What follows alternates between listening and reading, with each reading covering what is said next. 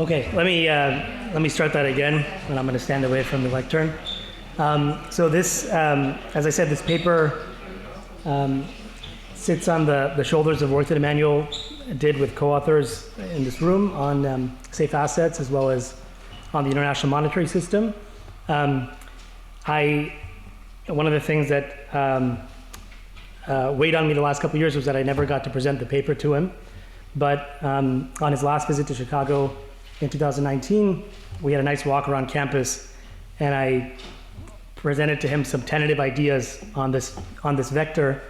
And as one of his students, I think, mentioned yesterday, whenever you could get Emmanuel excited about something, you knew that it was a project worth pursuing. So he was very encouraging, and so it's an honor to be here presenting this at the conference. Okay, let's see. Okay, so this paper concerns the international monetary system. If you're wondering what that is, Geeta will explain it in a couple hours.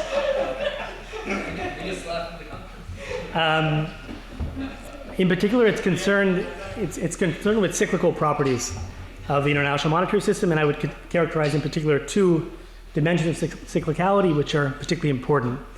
One concerns the US currency in the global financial system, the dollar, and the other concerns the US balance sheet. In particular, with respect to the dollar bonds pay relatively well when equities pay poorly, and dollar bonds also offer low expected returns in recessions when output has been declining, both of which together imply that dollar bonds are a hedge whose value rises in bad times.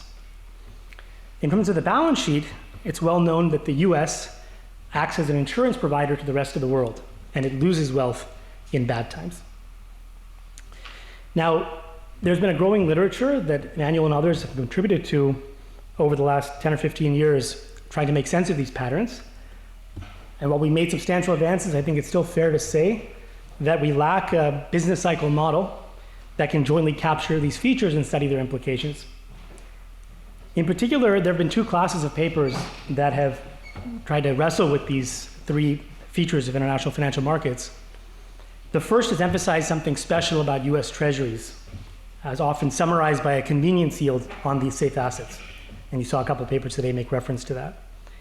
While this class of models is quite successful in rationalizing patterns in currency markets vis-a-vis the dollar, it remains unclear what effects these time-varying convenience yield on dollar assets has for global output, for patterns of risk sharing, or for risk premia in financial markets.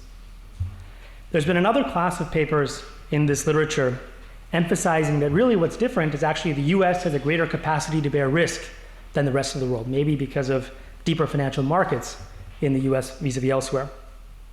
And while that class of models can naturally match the cyclical positions of the US external balance sheet, it has a hard time matching the properties of the US dollar. In particular, a canonical result in this class of models is that if the US is providing insurance to the rest of the world, its consumption, as the relatively risk-tolerant investor, must fall in bad times, and in the presence of home bias and consumption, the dollar should then depreciate. The dollar will then be a risky asset as opposed to a hedge. So what we do in this paper is put on the table a business cycle model of the international monetary system which bridges these two views, the convenience yield view and the risk sharing view. We argue that the interaction can rationalize these patterns I talked about, and quantitatively this matters for macroeconomic fluctuations as well as stabilization policy. There's going to be three key features of this model. The first is a time-varying demand for safe dollar bonds. I'm going to think of treasuries as my working example. The second is differences in risk-bearing capacity across countries, namely that the US has a greater effective risk tolerance than the rest of the world. And the third is nominal rigidities. As I said, the aspiration of the paper is to embed these frictions, which in isolation have been studied in various contexts by various people, in a modern open economy New Keynesian model. The first key insight of the paper is that a flight to safe dollar bonds simultaneously generates an appreciation of the dollar in the foreign exchange market and a Keynesian global recession. Ex ante, that means then that dollar bonds are a hedge. They appreciate in bad times. That means that dollar bonds command a negative risk premium, as in you are willing to earn low expected returns relative to foreign assets to hold dollar bonds because they appreciate in bad states of the world. And as the relatively risk-tolerant investor, the theory makes predictions about how the US should be financing its positions. In particular, the US will hold a levered position in capital because it has a greater capacity to bear that risk, but it's importantly going to finance that with dollar bonds because that's another way in which it can insure the rest of the world by selling them liabilities that appreciate in bad times. We're going to quantitatively discipline this theory with evidence on financial market spreads and portfolios, and we'll validate it with co-movements between bond returns, equity returns, output, and net foreign assets, the stylized facts I started the paper with. And then we're going to trace out 5 key macro and policy implications. The first 3 concern fluctuations themselves. We'll first argue that absent the flight to safety, global output volatility would fall by 15%. In other words, these financial market shocks are an important contributor to macroeconomic fluctuations. Second, in terms of the external balance sheet, absent greater risk tolerance in the US than the rest of the world, valuation effects, which have been characterized in the work of Elaine and Pierre Olivier, among others, would no longer stabilize the US external position. And so US net foreign asset volatility would effectively reflect US net export volatility. Third, we argue that both of these features were important in the Great Recession. And then turning to policy, we argue first that this framework provides a structural model accounting for the disproportionate effects of US monetary policy on global credit conditions and risk premia. This has been an empirical finding in the literature on the so-called global financial cycle that folks like Elaine and Shabnam and others have contributed to. In our model, because relatively risk-tolerant agents are going to endogenously borrow in dollars, a US monetary policy easing, which depreciates the dollar, revalues the balance sheets of relatively risk-tolerant investors. In our baseline model, it's the US itself. In natural generalizations with, let's say, banks and households, it's going to be banks that finance themselves in dollars. As relatively risk-tolerant agents get recapitalized, that lowers the global price of risk and that compresses risk premia in ways that would not be the case if it was a foreign monetary policy easing. And finally, this model opens the door for other types of macroeconomic policies, most notably what you might consider unconventional policies or macro-pru dollar swap lines as having non-neutral effects. In particular, in our model, dollar swap lines will be globally stimulative. Effectively, they counteract safety shocks, and they mitigate the global Keynesian recession. The paper sits in between literatures on convenience yields, international risk sharing that I mentioned, and a growing literature on what you might call asset demand shocks in macro finance and international. Let me emphasize the 2 papers on the bottom, which are the work of Emmanuel on safety traps and the global dimensions of safety traps. The essential economics in this paper is borrowed from those 2 papers. And I would say our contributions there, as I'll make clear, are to point out that their insights, which largely concern the zero lower bound period, about how the world can fall into safety traps at the ZLB, their results, we would argue, extend beyond such environments with the zero lower bound binding. More generally, they characterize any economy following conventional Taylor rules. The same economics will apply.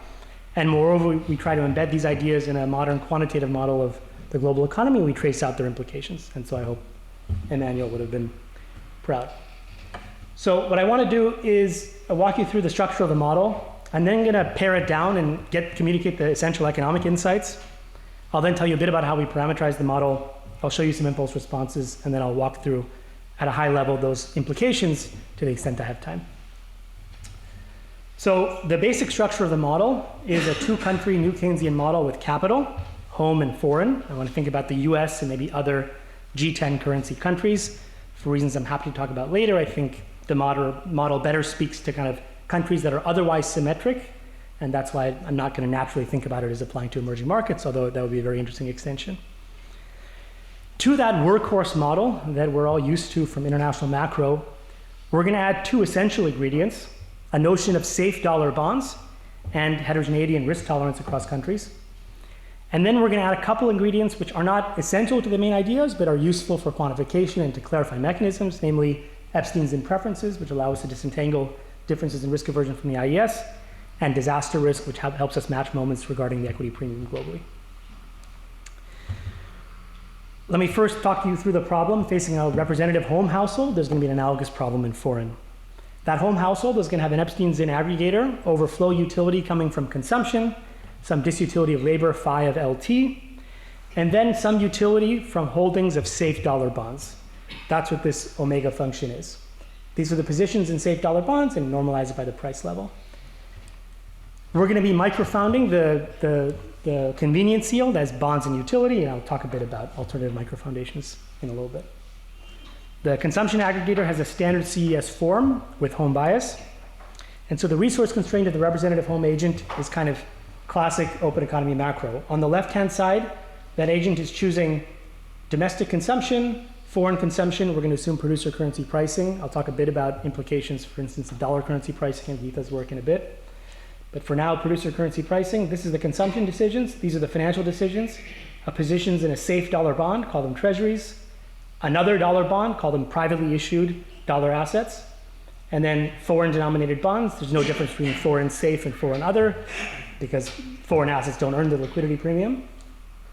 And then the representative household also chooses a position in capital. And that has some price QTK. On the right-hand side, the household earns labor income, pays some adjustment costs, nominal wages. This is the standard New Keynesian stuff. And then earns the payoff on its financial portfolio. What is that? The payoff on dollar bonds you came into the period with, the payoff on non-safe dollar bonds. And this difference between I and iota is the difference in rates of return between treasuries and other dollar assets. This is the rate of return on foreign bonds. This is the rate of return on capital. And these are some lump sum transfers.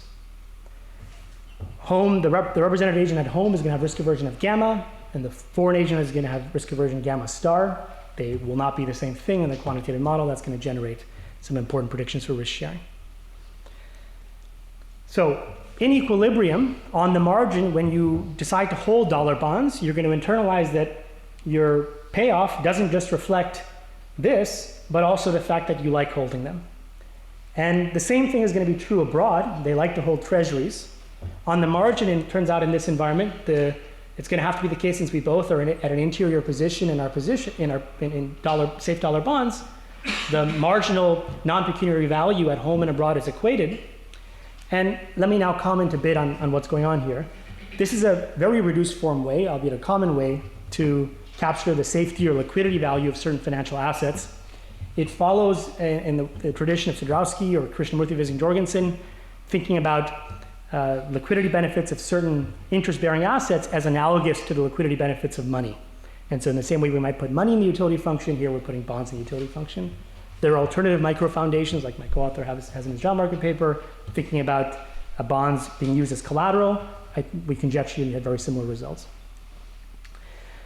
We're going to use a particularly easy functional form that's going to make our life easy for omega and omega star, because that functional form, which is in the paper, plus market clearing, is going to imply that the marginal non-pecuniary value of safe dollar bonds, of treasuries, is given by this expression. This is a latent variable, it's a shock, that tells you how much you like to hold these safe dollar bonds, omega TD. This is the supply of safe dollar bonds by the US government relative to aggregate world consumption. This parameter epsilon d has the interpretation of the demand elasticity in this omega function. The demand elasticity, how much more you would want to hold these safe dollar bonds when the yield goes up. And so what this basically says is that the equilibrium convenience yield, which we're going to denote omega t, reflects the latent demand for safety as well as the supply of these safe assets. The bigger is the latent demand for safety, the larger is the convenience yield. The greater is the supply of these safe assets, the smaller will be the equilibrium convenience yield. We're going to be talking about this as the key driving force in the model. It's called the safety shock. But towards the end of the paper, I'll think about how the government could respond to those safety shocks by adjusting the supply of safe dollar bonds via, for instance, dollar swap lines and the implications for the real economy. How does this equilibrium omega, which is an equilibrium object, how does it propagate in this model? Well, it's useful to look at the four first order conditions of the representative home household. First, the household has to be indifferent between holding safe treasuries and holding other privately issued dollar bonds. And what this says is the higher is omega, the higher must be the return on that that not safe privately issued stuff to make the indifference between holding that and holding treasuries. Okay? These three equations are the portfolio choice conditions equating my choice between safe dollar bonds in these two cases versus holding capital or holding the foreign bond. And so again, if this thing is higher because I really want to hold the safe asset, then the expected return to holding capital must go up, or the expected return to holding foreign bonds must go up. Finally, this is my intertemporal Euler equation. This says I have to be indifferent between consuming today or saving today. In the usual way, the higher this is, that may have effects on the SDF and on the consumption allocation. Okay, before I keep going and walk you through the main economics, let me just maybe fix ideas and show you a picture of what this equilibrium omega looks like in the data, what's at stake here. So one of the nice things these formulas make clear is that the cleanest way to identify omega is to look at the spread between safe treasuries and what you might call other dollar-denominated assets, which don't carry the same safety or liquidity properties. That way you ignore all this risk stuff down here, all this exchange rate stuff down here, you kind of focus over here. So what are some natural candidates for dollar-denominated assets which may not offer the same safety or liquidity properties? Well, there's been a large empirical literature the last few years exactly after this point. There are two natural measures one can use in this context. One is the difference between privately issued commercial paper and the treasury bill yield. Another is, let's look at foreign government bonds. Let's swap them into dollars in the forward markets and compare them to treasury. Okay? Importantly, I want to emphasize, this is a version of a CIP deviation, but it's not the version that you may have seen in most papers which emphasize financial frictions, breakdown in financial markets. This is what people would call the treasury basis. It's really reflecting the safety offered by the US government versus foreign governments. We're plotting both of these on the same axis, and we put a couple markers here for key global economic events.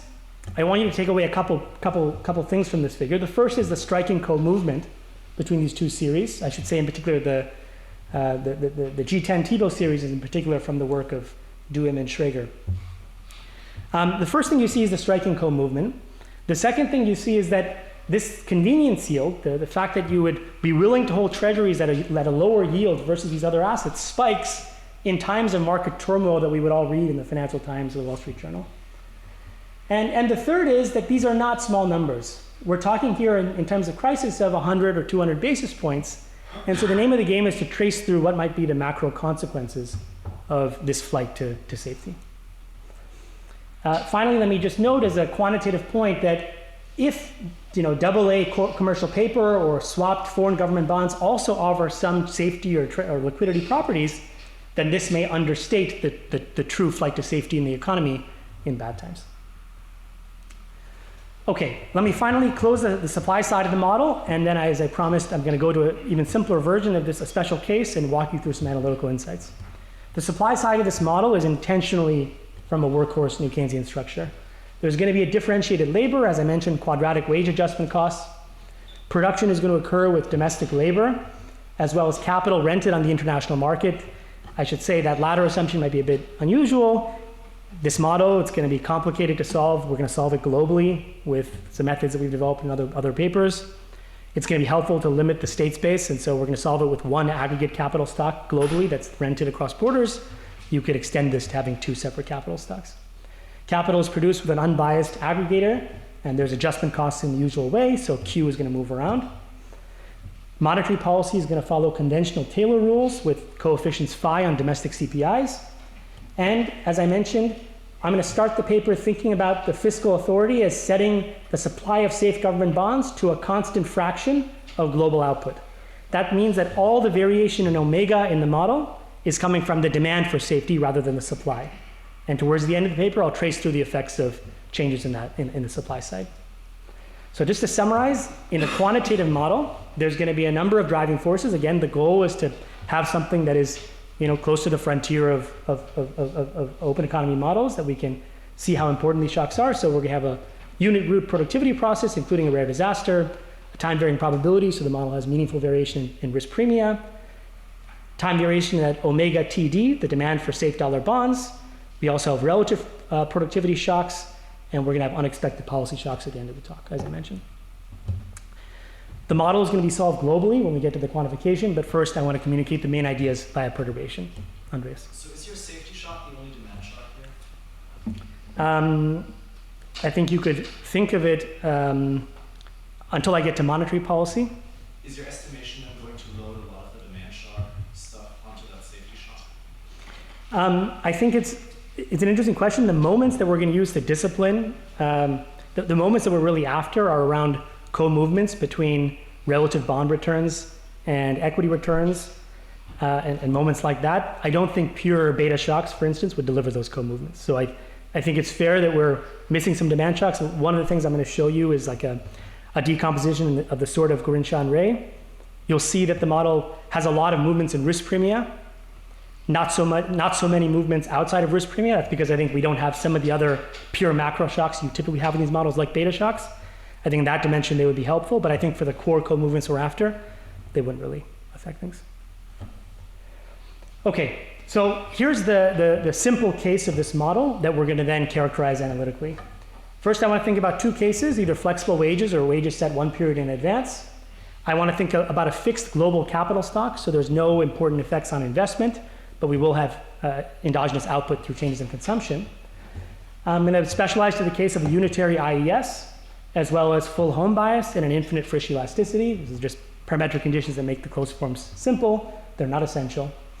I'm going to focus on a case with no disaster shocks, no relative productivity. Just think about safety shocks and global productivity shocks. Two shocks to make the simple points I want. And finally, I want to think about a deterministic steady state with identical per capita wealth. I'm going to use hats to think about deviations from that deterministic steady state only for the next 3 slides. As I said, the model is solved globally. And I'm going to walk you through 4 propositions. What's the broad narrative?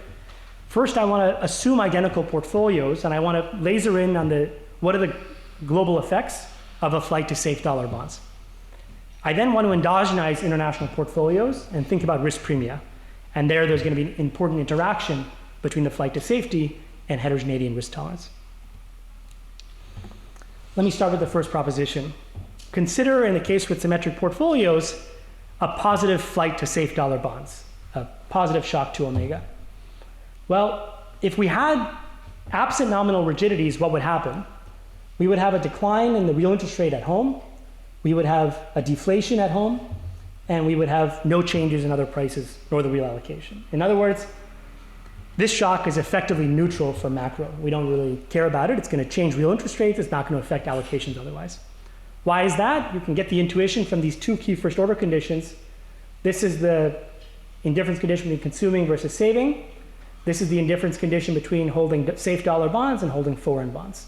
This is from the perspective of a home agent. You get the same analysis from the other perspective. What's happening is everybody wants to hold these safe dollar bonds, so this thing goes up. But in equilibrium, the real interest rate on those safe dollar bonds simply falls to accommodate that demand. So over here, nothing has to happen with the SDF, and over here, nothing has to happen with real exchange rates. You simply have this whole thing being unchanged because R responds to omega. Okay, so absent nominal rigidity, this is just accommodated by a change in interest rates. In particular, when the central bank follows a Taylor rule, even absent nominal rigidity, how is it that the real interest rates fall? Well, there's deflationary pressure at home. There's deflationary pressure in the US to which the Fed responds by cutting interest rates. The real interest rate falls, and that accommodates that safe asset demand. Now consider the same shock, but add nominal rigidity. So let's isolate the role of that friction in this environment. In the presence of nominal rigidity, let me first walk you through what happens, and then I'll explain the intuition. With nominal rigidity, there's a smaller decline in the real interest rate than would be the case absent nominal frictions. The dollar appreciates on impact, both in nominal and real terms, and there's a global decline in output, particularly so in the US. What's the intuition? Let's look at these 2 equations. If you take my word for it that the real interest rate doesn't fall by enough in the presence of nominal rigidities, then if this thing actually is going up, this thing has to fall. Okay? And so what's going to happen is there's going to be a Keynesian recession. People want to drive to the safe asset. That generates a global reduction in economic activity. Over here, if people want to hold a safe asset, what's going to happen in the foreign exchange market? Well, the dollar must appreciate today, so it can be expected to depreciate going forward, so that you can earn money investing in the foreign bond and convert it back to dollars. So you get a Keynesian recession on the output side, you get an appreciation of the dollar in the foreign exchange market. What links those two responses? There's a relatively larger recession in the US than abroad, which means that the relative supply of US goods falls, the US terms of trade appreciate, and that underlies the appreciation in the foreign exchange market. This basic economics echoes a central point in the work of Emmanuel Farhi and Emmanuel Farhi. They make these points in the context of, in particular, US monetary policy being at the zero lower bound. And they note that if there's a flight to safe assets in that environment, that's going to generate a global recession, that's going to generate some appreciation of the reserve currency issuer, and they phrase this as another form of a reserve currency, a paradox or a trap, that the reserve currency issuers bear the disproportionate cost of flight to safety episodes. And so the point that we're trying to make here is that while this is true in the zero lower bound environment, it is true more generically for any conventional Taylor rule. That on following any conventional Taylor rule, as long as you don't track the natural rate one for one, which the conventional Taylor rule of this form will not, you're going to get the same qualitative predictions. Now, turning from the macro effects to the implications for portfolios and risk premia, I want to think about ex ante, what are the implications for the beta of the dollar and for international risk sharing. In this environment, by construction, we have two shocks, global productivity and the flight to safety. And we have three assets, capital, dollar bonds, and foreign bonds. And so to use the language of Kudassier and Gurinshaw, markets are locally complete. And so we can use our nice Backus-Smith condition and kind of ask what portfolios would implement efficient risk sharing. And that's what we do. The next proposition points out that as home gets more risk tolerant than foreign in this world, you have two interesting things happen. The first is kind of straightforward. Home's portfolio share in capital is going to go up. Naturally, capital is subject to TFP shocks. It's risky. If home is more risk tolerant than foreign, it is better able to bear that risk. It's going to load on capital. Okay? It looks like the US having a long position in equities. The more novel part in our paper is that we also have a prediction on the liability side. That the other way that home can insure foreign is to sell dollar bonds, to finance itself in dollars, because the dollar in this model is endogenously a negative beta asset. It appreciates in bad times. And so you don't just provide insurance on the asset side of your balance sheet, you also provide insurance on the liability side. The final proposition asks ex ante, what are the implications for risk premia? The first point is, if we didn't have safety shocks, if home was more risk tolerant than foreign, then dollar bonds would actually have a positive beta. They would depreciate in bad times because home's relative wealth would fall in bad times because it's long capital. And that would cause a dollar depreciation. So ex ante, the expected exit returns on foreign bonds would be negative versus dollars. In other words, you'd have a positive risk premium on dollar bonds. This is the so-called reserve currency paradox of Gurinshaw-Ray-Govillot or Maggiore. In our model, the addition of safety shocks can reverse that. Because with those safety shocks, the dollar now appreciates in bad times. And so ex ante, you will have a positive risk premium on foreign bonds versus dollar bonds if those omega shocks are big enough. So those are the main ideas of the paper. And in my remaining few minutes, I want to talk you through the broad strategy of how we discipline the richer quantitative model. I'll show you the key co-movements, and I'll walk through a selected set of the implications for fluctuations and policy.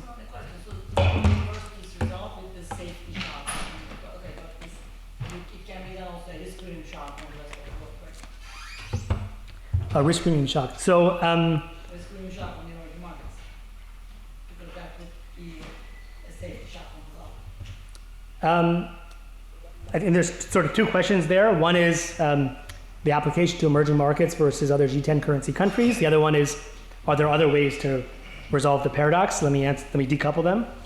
As I mentioned, I think this model I think is better suited to explain why the dollar has a safety properties vis-a-vis the euro or the British pound, because I agree with emerging markets when there's another broader set of shocks one could consider.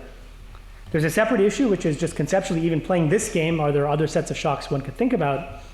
Pierre Levier and Elaine have explored the possibility of time-varying risk aversion in the rest of the world.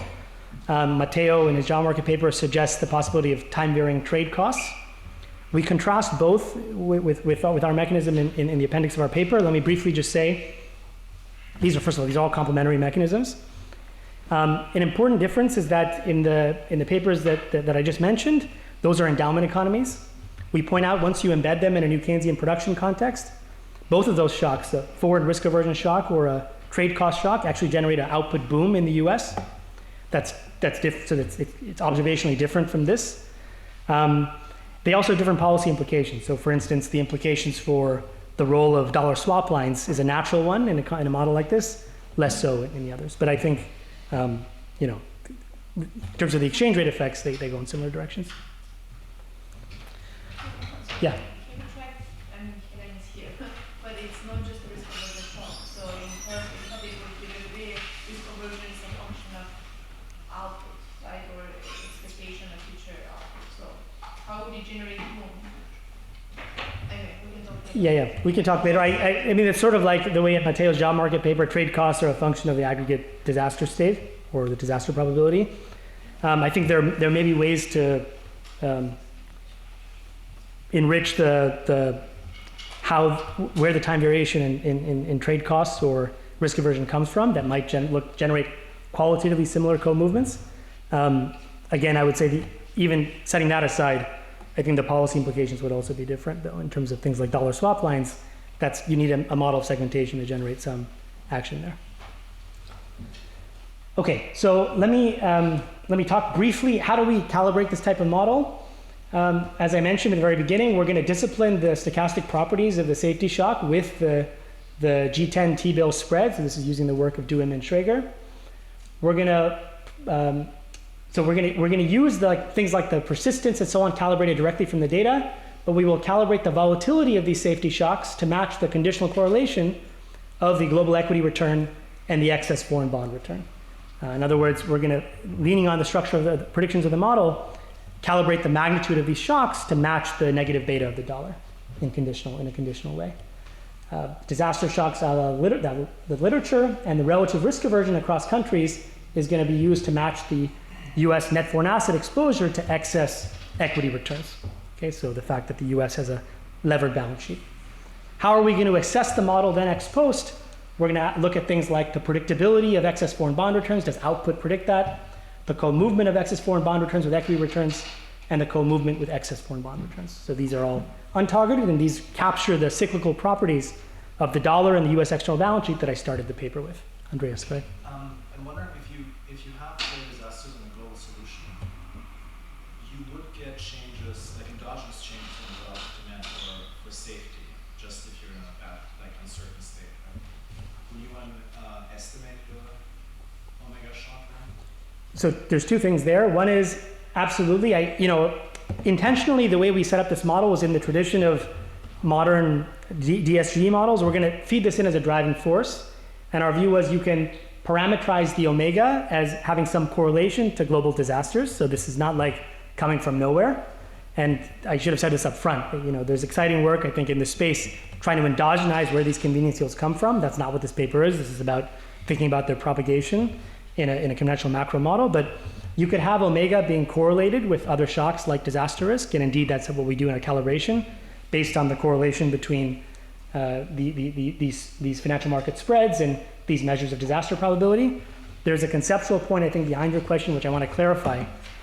An increase in the global disaster probability itself is not going to generate the co-movements you need. In fact, give me 2 slides and I'll show you that. Okay. This is a bunch of externally set parameters. Let me just say largely standard, nothing really crazy going on here. Here are the key calibration targets. The broad message is we're calibrating conventional macro moments like consumption and output volatility, as well as financial moments like level of interest rates, risk premia. Before I show you the key untargeted moments, let me show you 2 key impulse responses. This is just going to try to drive home the key message from the analytical results. To Andreas's point, let's first look at the effect of an increase in global disaster risk. And let's clarify why this cannot match the co-movements that we were after at the beginning of this paper. There's 6 panels here. An increase in disaster probability, that's the shock. This is excess returns on global equities. This is excess returns on foreign bonds versus dollar bonds. This is the real exchange rate. Up means the dollar appreciates. This is the relative wealth of the US. This is a key state variable in the model, given that the model has heterogeneity. And this is output in the US. The picture for foreign is going to look qualitatively similar. What's the key message? An increase in global disaster risk in this model generates a collapse in global equity markets and then high excess returns because risk premium are high. That's standard. It generates down here a global recession. That's because this is a new Keynesian model. An increase in uncertainty generates a recession. We like that. But the issues concern these 3 panels. What happens is that the US, as the relatively levered investor, loses wealth on impact. And then it regains wealth given high risk premium over time. These dynamics in the US wealth share are mirrored in the real exchange rate. Given home bias, the reduction in US wealth causes a depreciation of the dollar on impact and then an appreciation going forward. And this is reflected in excess foreign bond returns. The message of which is that the dollar over time appreciates in times when equity returns are high, US wealth is rising, and output is rising. And this is the reserve currency paradox of Gorinshaw, Ray, Govillot, or Maggiore. These co-movements appear counterfactual. Now let's remind ourselves why a safety shock can address these co-movements. Again, I want to walk through it in 3 steps in parallel with the analytical results I showed you. This is first a world with identical risk aversion and no nominal rigidities. This is a positive safety shock. Everyone wants to hold treasuries. What happens is on impact, well, let's think about here. There are effects on excess returns because the return on safe dollar bonds falls, as I mentioned. But there's very little happening, basically nothing happening to output. In this model, unlike the analytical results, there is a non-zero debt position. The US is going to issue some of these bonds in positive supply, so it's going to earn the seniorage revenue when people want to hold them. So its wealth share is going to go up a little bit. That's going to cause a slight appreciation of the dollar, but not much is going on. If I now introduce nominal rigidities, but keep the same identical risk aversion preferences, now with nominal rigidities, this flight to safety generates a Keynesian recession. This is true both in the US and abroad. So now we have a co-movement with output, and simultaneously we get an appreciation of the dollar. Okay? So the effects both in goods markets and foreign exchange markets generate that the dollar appreciates in bad times. But we still don't have much happening with the relative wealth of the US because portfolios are quite small. There's not much scope for risk sharing here besides seniorage. Now let's imagine the US is more risk tolerant than the rest of the world. Now it's going to take a large positive position in capital and large negative position in dollar bonds. And so its wealth collapses when there's a flight to safety and then it recovers. So putting it all together, now the dollar is depreciating in times when equity returns are high, US wealth is rising, and output is rising, consistent with the data. Okay, Pierre Olivier. You mentioned earlier that this is dependent on the fact that you have this Taylor rule for Do we have the what? the Taylor rule. Taylor rule. So if when you have the safety shock, is there a monetary policy rule that would target the natural rate where you would avoid the recession, you would avoid the appreciation of the dollar? Yeah, absolutely. So, I mean, of course, you can't see it here. If I can replicate the path of real interest rates that is achieved in this allocation, I'm going to largely limit the effect on output. Let me just comment. I think for sure this speaks to the, our preferred interpretation is that standard Taylor rules that we think often describe policy feature non-neutral effects. But let me point out, I think, most what we call risk premium shocks in new Keynesian models, the effect of those risk premium shocks on the real allocations come from an insufficient decline in the real rate. I don't think it's just true about convenience yield shocks. It's true about, risk aversion shocks, changes in quantity of risk, and so on. So I think it's a general point than just our paper in terms of a lot hinging on the monetary policy response. Okay, I only have a couple minutes left. Let me show you the key co-movements and then walk through just a couple applications, then I'll finish up. So here are the three key co-movements. I summarized in words at the start of the talk. This is the contemporaneous or the regression coefficient on excess foreign bond returns projected on US output growth. In the data, when US output growth has been falling, excess foreign bond returns are high. That is, dollar bonds are expected to earn low returns going forward. This is the contemporaneous correlation between excess foreign bond returns and the return on equity. This is positive. That is, when equities are doing well, foreign bonds earn a lot of money versus dollar bonds. And this is the contemporaneous correlation between US net foreign assets and excess foreign bond returns. This is positive because the US is effectively borrowing in dollars and going long foreign currency. The model generates both qualitatively and quantitatively these co-movements.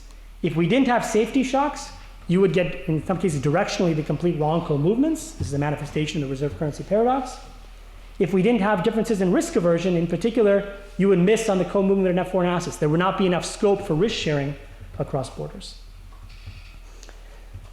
Okay, let me skip this. So as I mentioned, there are 5 applications we then focus on in the rest of the paper. 3 of them have to do with fluctuations, the role of these shocks for macro volatility, the valuation channel and external adjustment, the Great Recession, monetary policy, and then the role of dollar swap lines. The key message is that safety shocks and heterogeneity and risk-bearing capacity, we have 5? Okay, thanks. Thanks for the extra time. The main punchline is that these shocks and heterogeneity and risk-bearing capacity matter for international business cycles and policy transmission. And so kind of where we're coming from in this paper is that it's part of a broader agenda, but financial shocks such as these, if you can call them financial shocks, there's a growing literature on the potential disconnect between macro variables and finance, and we think this is part of a response that at some frequencies they are disconnected, but in other ways, developments in financial markets do matter for real allocations. So with the few minutes I have, let me cherry pick a few of these just to show you the relevance, and I'm happy to chat more afterwards. Let me start with macro volatility. This is in the data, relative volatility in the US and abroad. This is what we have in the model. This is untargeted, but they're pretty close. The key message is that in the absence of safety shocks, the volatility of output in the US would fall by 25% and the rest of the world by 10%.